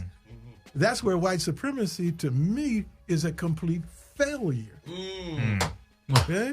Because they want, we hear it all the time. Oh, well, he's a good, and whatever that good means, it means he fits. He capitulated. See? But a black man that fits in a white supremacist organization is not healthy for us if he or she fits. We've got Thomas. Nobody says that we have a black man on the Supreme Court. We don't praise him. Because we don't say that. We don't praise him. We have no advocate. We don't praise him at all. Since Thurgood left, we've had no advocate there. He's garbage. Ruth Bader Ginsburg. Ginsburg is who I mess with. That's right. Yeah, I saw the documentary, the notorious RGB. She's back, and Trump is pissed. Oh, yeah. Because the cancer's gone, and she's back, and I'm happy for that she at least tries for us. But Clarence Thomas, wow. Clarence, you should already know. And Thomas. Tom. Tom short for Thomas. Thomas, come on, man. There is no coincidence. Bring out your tap shoes, partner. Give it a little soft shoe, real quick. They read his name. They were like, get him. Remember what he said when he was getting, this is a high-tech lynching. Remember that? He actually used it as if he were going against him because he was black. This is a high-tech lynching. Remember? So I think that something has to be said for those who had to deal in the circumstances, in the context from which they were living, and survived it, and reproduced, and educated, and sent on to be better than themselves. There's a whole lot of SHIT that I think my father and grandfather had to eat. Oh yeah, just to survive. So I'm not so quick to look at somebody in a position of authority and then kick them out because they're not Malcolm X. There was only one Malcolm X. I don't even think we found a Malcolm X since Malcolm X. So the point I'm trying to make is that you got to get in where you fit in. You got to do the best you can in the lane you in for the people who are responsible, that you're responsible for. However, if all you can do is so much because of skill, because of, the white folks won't let you do no more than that. When Barack Obama was elected, the head of the Senate, what's the guy from Tennessee? From Kentucky? McConnell. Mitch McConnell had a meeting that day and said, we will not allow, even if it's good for the country. So then we turn around later on and do a cursory look at the political dynamics during Obama's tenure and say, it's all his fault. No, man, you if you a president, you have to have somebody to put bills through. If it comes from the Congress, Senate, if it comes from the House of Representatives and it's killed in the Senate, it don't get to your desk. Right. And so if we think, oh man, you're the president, be Superman. We don't know the system. Okay, so if Rizza, Corey, Bobby, Godfrey. Come on, we got it. We gonna get it, but brevity because we getting close. Yes. Sorry. Give me 2 minutes. Number one, my major in college was political science. I did not graduate intentionally, number one, because I found it to be a load of garbage for the majority, including my teacher who told me that, who he himself is an alumni from UCLA. Number one. Number two, the mannequin is what the Honorable Minister Farrakhan describes as politics and politicians, those who look good. They fit the description. They are dressed up. They are selected, and then we elect them. Kamala Harris, next point. She is sponsored by Apple Incorporated. She is sponsored by Alphabet Inc. She is sponsored by these Jewish organizations. Follow the money. She is the one who stands with Benjamin Netanyahu, the Prime Minister of Israel. She is the one who spoke at AIPAC, the American-Israeli organization, political action group. Yeah. Basically, yes, the organization that makes sure that Israel and America has good relations. Her money comes from white and Jewish people, which means her agenda will not be for black people. Why? Because you do not bite the hand that feeds you. Next point, sellouts. All of these different politicians, because many people still have a glimpse of hope in this system. Politics, as the Most Honorable Elijah Muhammad says, means multiple bloodsuckers. Compound word, politic. Poly, multiple, tick meaning a bloodsucker. Bloodsuckers. Number 3.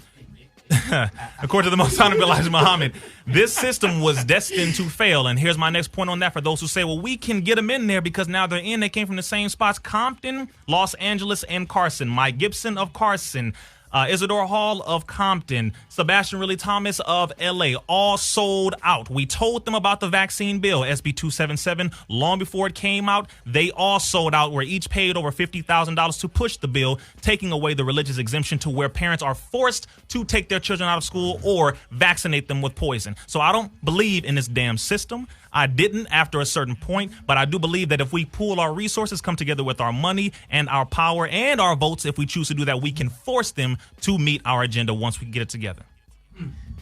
Corey? Well, what I wanted to say, basically... Isidore is a friend of mine. I got to go talk to Isidore now. Go ahead. He talked about Izzy. That's a friend of mine, goddammit. Go ahead. If we use our common sense on what has happened in America just for the last 50 years, we ain't got to go through all through history. If you are up for office in any way, I'm talking about presidency, a judge, chief of police, I'm just saying, that means you have passed their selection committee to say to hell with everything but what we talking about. And when I say their selection, I'm talking about the people in charge of this country, because the people in charge of this country are the people who jacked this country when they got here. And I don't understand why it's so hard to say that. If you have two eyes, you see. Okay, Barack Obama, before Barack Obama became president, the first thing I said was, oh, that's who gonna play ball for. Yeah, you know what I'm saying? That's their man. That's what we say where I'm from. Oh, that's their man. You know what I'm saying? But when you say this, I'm saying to people, well, there's some people who just are ignorant to certain things in society. But I'm saying I have talked to people who are in office one way or another because I'm a comedian. And when I go to these towns, I meet all kinds of people. I thought I would never be able to shake their hand and everything. But I always try to stay away from politics and what they doing, because I know if I speak, look, I know who you are. You they man. It just makes them mad at me. And I'm like, it's hard to have a conversation with somebody who works in that, and to that point with the white people, because they will get mad at you and in fact hold a grudge. You'll be like, wow, what did I do? You know you work for the man, because you are part of what they do. Because telling the truth is leveraging what you have. Yes. Come on now. Go ahead, Bobby. And then Godfrey. From a historical perspective, Obama was a great orator and the perfect model of a politician. Oh, yeah. There's a difference between being a politician and a can-do, get-it-done kind of guy. LBJ, he knew about what you needed in your district, and he would tie your hands up long enough to get what he wanted. Obama never did study that playbook, and he had the choice to do that. That's not my only problem with it. Everybody that goes into the political process is give and take. Then it becomes an imposition of will. The last great black politician we had was nationwide was Harold Washington. And what happened to him, Bobby? He dead. Supposedly got poisoned, got a heart attack. But then but before he died, he left footprints. But he left footprints. That was when he was going against Epton at the time, because I remember everybody was fighting. And then we had our first black mayor. We was there. We're from Chicago. And all of a sudden, I went to, you know, Steve Coakley? Oh, yeah. So I went to see a lecture of Steve Coakley 3 hours at my university, and he just proved how Harold Washington was murdered. So he proved it. We was like, wow, because they did not want him to be, and Minister Farrakhan did a speech about it saying they did not want this man to be a mayor of such a powerful city such as Chicago, and that's why the dailies have been running Chicago, because his pops was a mobster. Before Richard, his pops was running it in the 70s. And then what they do after Harold Washington was dead, they had two black men go against each other. Split the vote. Of course. And Of course. What happened? They got Daly in there. A city that was discovered by a black man, Jean-Baptiste Point du Sable. Boom, a Haitian. And he's, you know what I mean? Boom, your turn. Now, we getting close to wrapping it up. Oh, yeah. Politics and government is the religion of running a country. We get worked up in a patriotic haze, just like we do when we in church. There's laws that the government passes, and then there's laws that God passes. But they work on the human mind in the same way. We're told to have faith in the church, in the Bible, in the Quran. Faith, iman, right? But we also told to have faith in the politician. We told to pray in church and trust that our prayers are being heard by God. We're told to have trust in the politician and have faith in the fact that he's going to take our grievances to the government, right, for remedy. The goddamn word vote, from an etymological standpoint, means to wish, a solemn wish. This is why the electoral college is important, because those who elect are the ones who are really bringing in the people they want. The people who are voting are casting a wish. Just so they can feel comfortable in the participation of the process. This ain't a republic no more. See, republic, Latin, republica, of the people. No. The people are the battery that keeps the poisonous system going. Precisely. And go ahead. and seeing how we're breaking down words, brother, and I love doing this. Sometimes I feel like I'm doing too much, but Zoe's like, no, let loose, and so does, Brother Corey. So that's why I love being on your shows, because I can just do what I need to do. You captured me. I love it, man. I love it. Because, since we're talking about politics and government, et cetera, and when it comes to this word democracy, number one, there is no such thing as democracy in the preamble, democracy in any of the 50 state constitutions, democracy in the United States Constitution. I pledge allegiance to the flag of the United States and to the Republic. Not democracy. It doesn't exist in those papers or any of those government documents.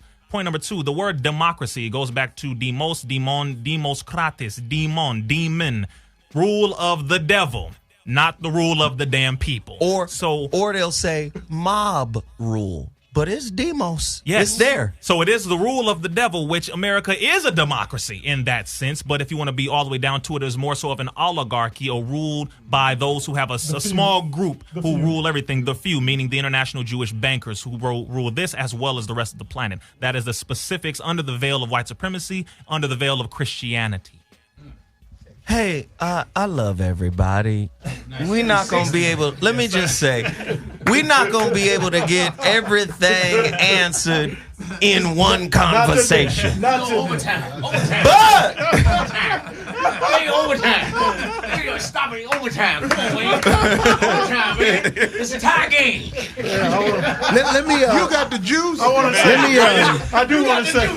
let me I just. just want to say thank you for bringing. And I want you guys. I want to say thank you too. Yes, and I want you guys to tell people where they can find you because there's over 2,000 people in the chat room watching right now. They don't need to find me. That's all right. I mean, you know, I'm just like I said. I'm an old man, past third base. You know what I'm saying? But I want to say this. Finally, my brothers and sisters, whatever's true, whatever's noble, whatever's right, whatever's pure, whatever's lovely, whatever is admirable, if there's anything that is excellent or praiseworthy, think about such things, and the God of peace will be with you. I'll just say this. We can go around and poke a hole in everything that we do. And what happens is we'll have a lot of efforts with holes in it. At some point, we got to say, we got to build. And building means, I agree. Building means you start building the pyramid on the first day, and the second day, the pyramid is there. You have starts and fits and backs and forth, but you can't win anything if you go into any competition, any daily struggle with a pessimistic attitude. Agreed. 100%. And always watch what people do, not what they say. Oh, man, that's good advice. Always do. Hey, Rizza, where do they find you? Godfrey? Rizza Islam, everything. Instagram @_Rizza Islam, RizzaIslam.com to book me for speaking engagements. I'm in Atlanta at the end of this month and back to LA, then I believe in Florida. So make sure you hit me, fam. Yo, comedian Godfrey on Instagram. You can follow me on SiriusXM, Urban View, Godfrey Complex from 6 to 8 p.m. That's Eastern Time. And the podcast is in Godfrey We Trust on the Gas Digital Network. Excellent. Yeah. And then catch me in the street. That's right. To my folks out there in the southern states, I'm out there in Columbia, South Carolina this weekend at that comedy house. And if you around, just ride up and see what's up, man. I got something new to say if you saw me last time. And you got to talk about brother to brother.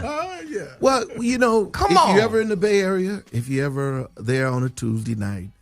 I was there. It's amazing. We're a humble group of men, and we on 64th Street. I think it's 1104, the address. Yeah, with both the houses. Yeah, look for the yellow house. Come down the driveway. Yes. We feed folk first. Yeah. So if you're hungry, come. We gonna get some good food, and then we sit around and we discuss similar to this.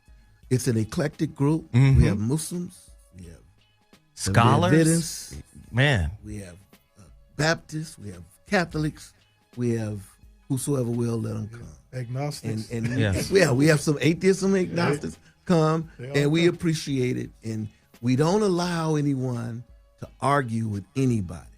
That's true. If you disagree with what this brother said, then we need you to come back the next day with something written the next week. Except for the mayor. The mayor went off when I was there. Well, he said, this some bullshit. The former mayor of Oakland, his name is Elliott Harris. And we grew up together. He's a good brother. Yeah, this great Oakland. businessman. He was like, hell nah, man. I don't believe that. I don't think God wrote that. Hell no. All right, ladies and gentlemen, we got to go. I appreciate everybody for tuning in. Thank you. Zoe Williams, the voice of Rizza. We out. Mansions. Thank you, Henry. Thank you. We got overtime at the Subway restaurant. Thank you, King. Thank you, brother. Yo, you too. Appreciate it, man. No, thank you, brother. Thank you. Hey, everybody in YouTube. Man, y'all let me down, man. Y'all scared to hit the like button. You scared to hit the super chat button. This show is too powerful to not be supported. I need everybody to go get this, man. The holographic relationship. Please go support.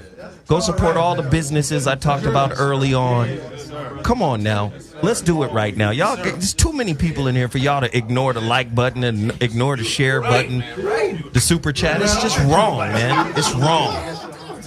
Shit was too good, man. All right.